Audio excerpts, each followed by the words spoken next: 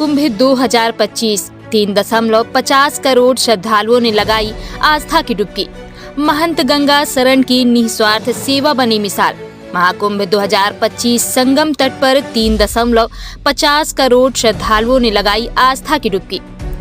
प्रयागराज में आस्था का विराट स्वरूप पसाही स्नान में उमड़ा जन सैलाब। अखाड़ों की उपस्थिति से महाकुंभ बना अलौकिक। महंत गंगा शरण निस्वार्थ सेवा का अनुपम उदाहरण। श्रद्धालुओं के लिए निःशुल्क व्यवस्था का मार्गदर्शन। मैहर क्षेत्र के लिए पर गर्व का क्षण। महंत गंगा शरण की प्रेरणादायक सेवा। महाकुंभ 2025 आस्था और सेवा का संगम।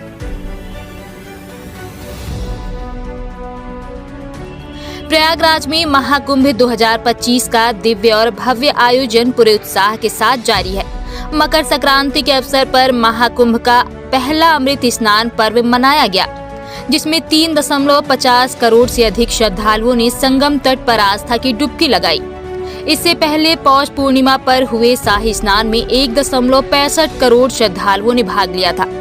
मकर संक्रांति के दौरान श्रद्धालुओं की संख्या 4 से 5 करोड़ तक पहुंचने की संभावना जताई गई है।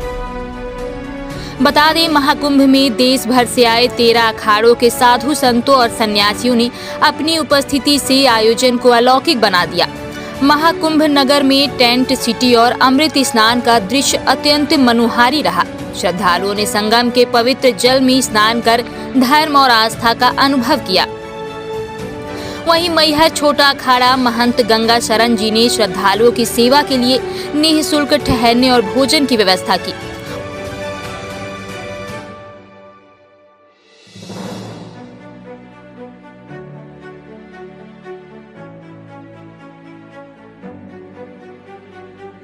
और आप देख रहे हैं मैहर टाइम्स। मैहर टाइम्स आज प्रयागराज के महाकुंभ में आप पहुंचे हैं और जैसा कि आपको पहले भी बताए थे कि मैहर के पूज्य महंत गंगा शरण जी महाराज मैहर क्षेत्रवासियों और तमाम देशवासियों को से आग्रह किया था कि महाकुंभ में आकर गोता लगाएं और अपने जीवन को कृतज्ञ करें।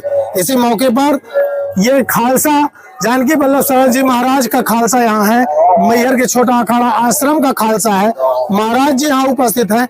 आइए यहाँ की व्यवस्थाओं के बारे में महाराज जी से हम जानकारी लेते हैं। महाराज जी बहुत बहुत स्वागत है। जय श्री राम, शुभ आशीर्वाद। क्या व्यवस्थाएं हैं महाराज जी?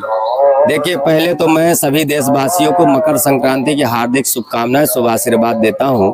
और साथ ही आज मंगलवार का दिन हनुमान जी का दिन है और उसके साथ साथ मकर संक्रांति इसमें 4 चांद लगा रहा है।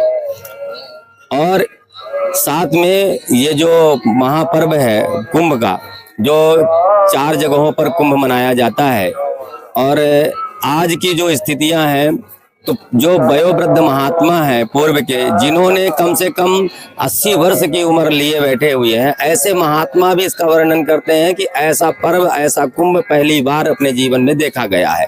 पूर्व के समय में भी कुंभ मनाया जाता था, लेकिन जो गवर्नमेंट थी, सरकारें थी, वो उतनी अच्छी व्यवस्थाएं नहीं देती थी कुंभ के लिए, और न व्यवस्थाएं देती थी, न सुरक्षाएं होती थी। आम जनमानस को भी उतनी सुरक्षा नहीं मिल पाती थी। और जिस प्रकार से देखा जाता था कि समय में पहले मकर संक्रांति के पर्व में स्थानीय लोकल लोग इसमें भाग लेते थे, लेकिन इस बार दूर दराज से, बहुत दूर दूर से हमारे यहाँ कैंप में, छोटा अखाड़ा के कैंप में महाराष्ट्र से भी ऐसे लोग आकर के यहाँ निवास कर रहे हैं मकर संक्रांति के पर्व में आए। और भीड़ दिन प्रतिदिन उत्तरोत्तर बढ़ती जा रही है। 144 वर्षों के बाद ऐसी तिथि और योग आया है, क्योंकि जो मुहूर्त होता है कई चीजों को लेकर के बनता है। तिथि, नक्षत्र, दिन, योग, बार, ऐसे कई चीज जब एक साथ जब बनते हैं तो वो मुहूर्त कहलाता है। और यदि उसमें से जो मुहूर्त 5 चीजें, यदि मुहूर्त में से एक भी यदि कट गई या एक नहीं मिल पा रही है, क्योंकि तिथियां घटती बढ़ती रहती, नक्षत्र घटते बढ़ते रहते हैं, तो वो उस स्थिति में वो मुहूर्त में क्षय हो जाता, दोष उत्पन्न हो जाता है, पूर्ण मुहूर्त नहीं माना जाता है। और ये महाकुंभ सबसे बड़ा 4 जगहों पर कुंभ मनाया जाता है, जिसमें अन्य जगहों पर कुंभ खंड खंड में रहता है, मेला खंड खंड में रहता है। लेकिन ये गंगा मैया की गोद, माँ कहते हैं ना कि माँ का गोद और माँ का स्नेह बच्चों के लिए बहुत वात्सल्यमय होता है, बहुत प्रेम पूर्वक होता है। तो यह गंगा मैया के तट में, और यहाँ तो गंगा मैया, जमुना और सरस्वती मैया, ये तीनों का संगम है। और इस संगम में 3-3 माहों के बीच में ये महाकुंभ का पर्व मनाया जा रहा है। कितनी भीड़ होगी, कितने लोग आज स्नान कर लिए होंगे महाराज? भीड़ तो कम से कम करोड़ों के ऊपर होगी भीड़, और भीड़ बढ़ती ही जा रही है। लेकिन हम धन्यवाद देते हैं प्रशासन को, प्रशासन अच्छा मैनेज कर रहा है। भीड़ में कहीं उपद्रव नहीं, कहीं अशांति नहीं। चलिए, बहुत बहुत धन्यवाद। अभी यहाँ पास हमारे कई श्रद्धालु लोग हैं। कहाँ से आना हुआ? सागर जिले से। सागर जिले से हैं। जी। स्नान हो गए? जी, स्नान हो गए। कब आए थे आप? गुरुवार के लिए। कैसी व्यवस्था लगी यहाँ? यहाँ बहुत अच्छी व्यवस्था लगी। और भी यहाँ श्रद्धालु हैं। कहाँ से आना हुआ? जिला ललितपुर से। ललितपुर से। कैसी व्यवस्थाएं हैं? बहुत अच्छी व्यवस्था, हर जगह खाना पीना रहना हर चीज व्यवस्था हाँ, अच्छी है। स्नान हुआ? बढ़िया स्नान हुआ। क्या कहना चाहेंगे इस कुंभ के बारे में? कुछ नहीं साहब, होना चाहिए और आनंद है सब। क्या कहना चाहेंगे? हिंदू राष्ट्र होना चाहिए और संतों की जय जयकार होना चाहिए। बिल्कुल। धर्म का लिए आगे बढ़ाना चाहिए। हनुमान जी महाराज की जय। जय। सीताराम हनुमान, सीताराम हनुमान। चलिए, बहुत बढ़िया। तो यहाँ हमारे साथ एक युवा भी है। कहाँ से आना हुआ? सतना जिले से हैं सर। सतना से हैं। उचेहरा। उचेहरा से। जी। कैसा लगा यहाँ का? काफी अच्छा लगा, और हमारे धर्म के प्रति लोगों की उत्सुकता बढ़ रही है। ये देख के पता चलता है कि लोग प्रभावित हो रहे हैं, और ये धूमधाम से हटके थोड़ा अध्यात्म की ओर बढ़ना, ये काफी जरूरत भी है युवा की। जिस हिसाब से डिप्रेशन, ये ऐसी बीमारियों की ओर युवा जा रहे हैं, तो मैं यही कहूंगा कि उसका एक ही रास्ता है, अध्यात्म। और वही मैं महसूस करने के लिए अपने महाराज जी हैं, इनकी शरण में आया हूँ, और 1 महीने यहाँ प्रभु की शरण में रह के श्री राम का आनंद लूंगा। बहुत बढ़िया। तो युवाओं का कहना है कि अध्यात्म से लोग जुड़ने के लिए यहाँ आ रहे हैं, और निश्चित ही कहीं ना कहीं साक्षात ये भी बोला जाता है, शास्त्र भी कहते हैं कि यहाँ पृथ्वी लोक में स्वर्ग से भी देवताओं का आगमन इस महाकुंभ में होता है। ऐसे और भी हमारे साथ हैं।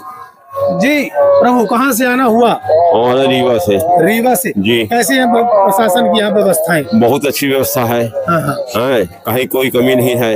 महाराज जी के संदिग्ध में है। महाराज जी के संदिग्ध में है। हैं, और सब अच्छे ढंग से चल रहा है। एक धार्मिक स्थल है। बिल्कुल। है ना, हम लोग सुबह शाम स्नान करते हैं। हैं, बड़ा सुख का अनुभव हो रहा है। बहुत अच्छा। हाँ। क्या कहेंगे यहाँ के बारे में, मतलब और लोग आए ताकि? बिल्कुल बराबर आए। हाँ, यहाँ बहुत बड़ी अच्छी व्यवस्था है, कोई कमी नहीं है। चलिए, बहुत बढ़िया। यहाँ कुछ हमारी बहनें भी हैं। बहन जी, कहाँ से आना हुआ? मुंबई से आ रहे हैं। मुंबई से आए हैं आप? तो कितने लोग हैं? हम लोग 24 लोग हैं। 24 लोग। स्नान हुआ? बहुत अच्छा। क्या कहेंगे यहाँ की व्यवस्थाओं के बारे में? बहुत अच्छा व्यवस्था की है। हाँ। हाँ। महाराज जी से कैसे परिचय हुआ?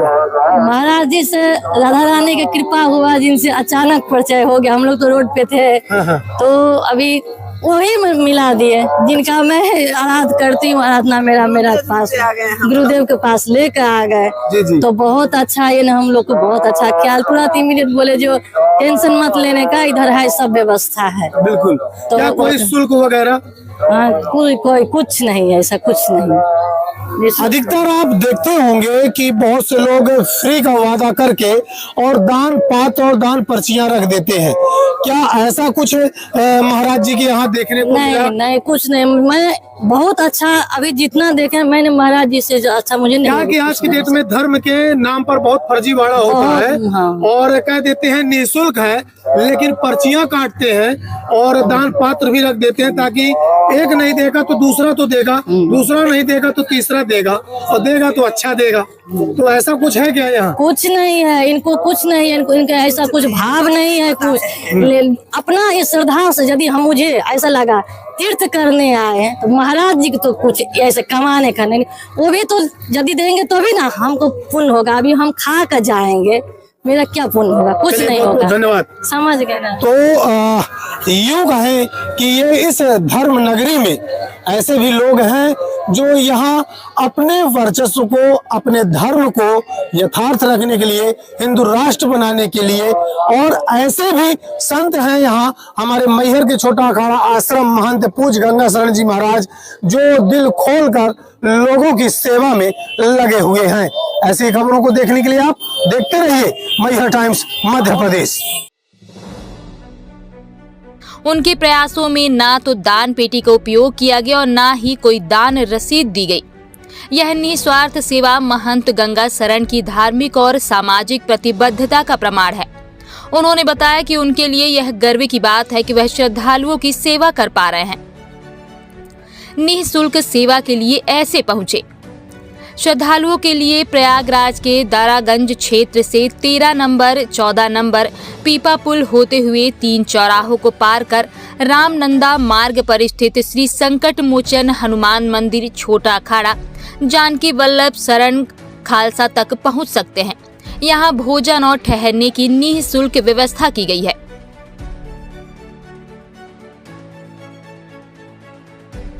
एक बार पुनः हम आपसे जानना चाहेंगे और जनता भी हमारी जानना चाहती है कि यहाँ तक पहुँचने के लिए क्या है रास्ता और क्या है इसका मैप। देखिए, हमने आपको यहाँ आने से पूर्व ही हमने एक बाइट दी थी, उसमें हमने बताया था लोकेशन। बहुत सीधा सा सरल सा रास्ता है कि दारागंज आ जाए। दारागंज के सामने ही 13 नंबर 14 नंबर पीपा पुल बना हुआ है और 13 नंबर 14 नंबर 2 में से कोई भी पीपा पुल पार करेंगे, 2 चौराहे के बाद, तीसरे चौराहे के बाद रामानंदा मार्ग दा है। रामानंदा मार्ग में यदि 13 नंबर से आते हैं तो बाएं को मुड़ना तीसरे चौराहे से, और यदि 14 नंबर से आते हैं तो तीसरे नंबर चौराहे से दाहिने हाथ को मुड़ना है। दोनों के बीच में ही छोटा अखाड़ा का स्थान लगा हुआ है। बहुत सीधा सा रास्ता है। चलिए, बहुत बहुत धन्यवाद। सरकार की चाक चौबंद सुरक्षा व्यवस्था। महाकुंभ के दौरान सरकार द्वारा सुरक्षा के पुख्ता इंतजाम किए गए हैं। श्रद्धालुओं की सुविधा और सुरक्षा के लिए व्यापक प्रबंध किए गए हैं, जिससे इस आयोजन को सफलतापूर्वक संपन्न किया जा रहा है। मैहर क्षेत्र के लिए गर्व का क्षण। महंत गंगा शरण की निस्वार्थ सेवा और श्रद्धालुओं के प्रति समर्पण ने उन्हें विशेष स्थान दिलाया है। मैहर क्षेत्रवासियों के लिए यह गर्व की बात है कि उनका प्रतिनिधित्व करने वाला एक युवा संत धर्म और मानवता की सेवा कर रहा है। महाकुंभ 2025 का यह आयोजन धार्मिक और सामाजिक सेवा का अद्भुत उदाहरण प्रस्तुत करता है। श्रद्धालु इस पवित्र आयोजन का हिस्सा बनकर धर्म और आस्था के मार्ग पर आगे बढ़ रहे हैं।